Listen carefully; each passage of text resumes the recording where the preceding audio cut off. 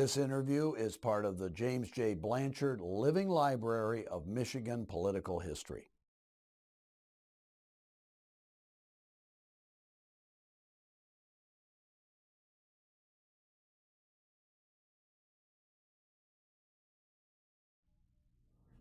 Today is Monday, November 22nd, 1999. We're having an oral history interview of Judge Glenn Allen. Judge Allen has had many experiences in public life. He's been a mayor of Kalamazoo, been in Con-Con, been on the court, and in addition to that, we'll ask him those questions in detail. We want him to feel very casual. Judge Allen, tell us first where you were born. I was born in Kalamazoo, 1914. You're that old? Yes, I really am. And you lived there most of your life. And I lived in Kalamazoo until I came with George Romney in 1963. And I stayed about 2 more years in Kalamazoo and moved my family here in about 1965 or 1966. And I've been in Lansing area, actually DeWitt, since then. Tell us about your first election. I was first elected in 1941 when I ran for the city council in Kalamazoo. And because I was just out of law school, no one thought I would win. And I was a member of the law firm of Stearns, Kleinstock, and Stapleton, and the head of the firm, Mr. Kleinstock, said, you know, we really don't like to have anyone run for the city council because it hurts our business if they're elected. But he said, I don't think you're going to be elected.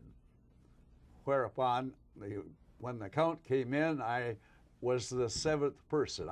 We elect 7 in Kalamazoo, and the one with the most votes is mayor, and the one with the lowest vote, number 7, is still on the council. I hope it didn't hurt your business much. Well, I'm not sure. I served about a year, and Pearl Harbor came. Pearl Harbor came very shortly after I went on the city council. I stayed on the council for about a year and a half, and then I was drafted. What did you do in the service? In the service, I was in the Judge Advocate General's department. I started out as a lowly private, went through boot camp and all of that sort of thing, and then got an appointment, made an application to go to the Judge Advocate School in Ann Arbor, which I did. After I graduated from there, the general of the division, the 94th Infantry Division, issued an order to get me back with the division, and I came back as a second lieutenant in the very outfit, in the very unit that I started out as a lowly private. And who was the general? General Maloney, Harry J. Maloney. Did you work under General Patton at all? Yes. When we were assigned overseas, an infantry division has about 15,000 men. We went overseas and went through the whole war, almost the whole war. We lost 11,500 of our original 15, either killed or wounded. And the worst part was the Battle of the Bulge, when we were assigned to the 3rd Army. And I was with George Patton off and on all during the Battle of the Bulge. So you weren't being just Judge Advocate, then you're actually in the front line. I was in a division that was in the front lines, but fortunately, the division headquarters is never right out there on the very front. We're back 2 or 3 miles, sometimes more than that. So you survived? Yes. And where did you go to law school? I went to law school at Columbia University. And where did you do other college work? And after I graduated from Columbia University, I came and made application to be a law clerk to one of the Michigan Supreme Court judges.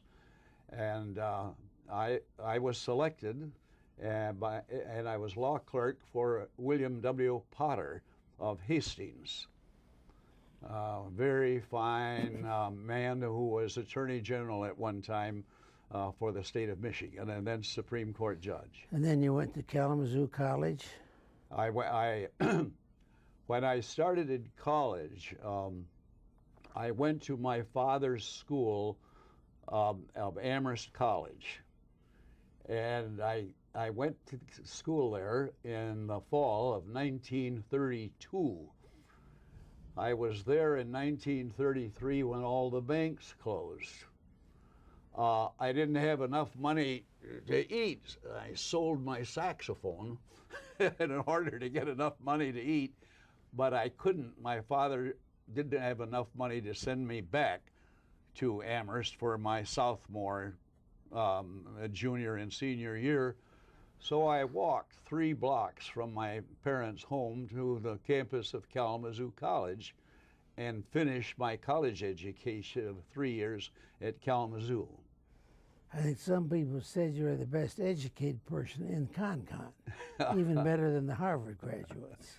Well, I don't think that I ever would have been mayor of Kalamazoo if I had graduated and stayed at Amherst.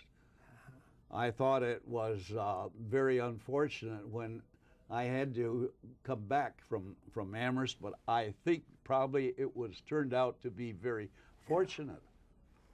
Maybe you lucked in without knowing it. I think that's true. Now tell us about your experience on the Kalamazoo Council. Was there anything memorable that happened there? There were a number of things. We were a debt-free city when I went on the council, but we had enormous problems with our river. Our river was filthy, dirty.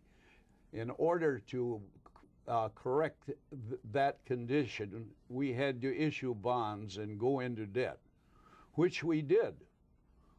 And I don't recall whether that was when I was vice mayor or mayor, one or the other. So that was a big change in Kalamazoo. The other two other changes. One was we were in a constant battle with Kalamazoo Township and my friend Joe Parisi, who was the township official. We wanted to expand the city limits. We went through 9 different elections, of which we won 6, and doubled the size, the area of Kalamazoo, and increased its population by 20 or 25,000.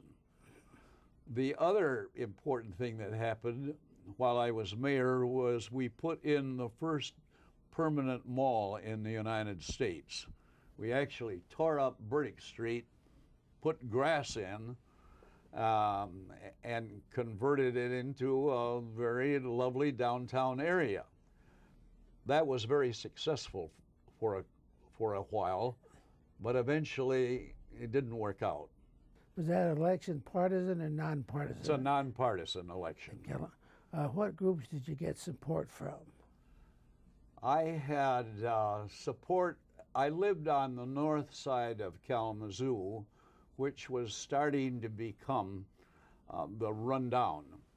I had great support from the north side, and part of the reason that I had that support is that my grandfather on my mother's side, back in the early 1900s, was the alderman from that very area, and I think people remembered this, and I was the beneficiary.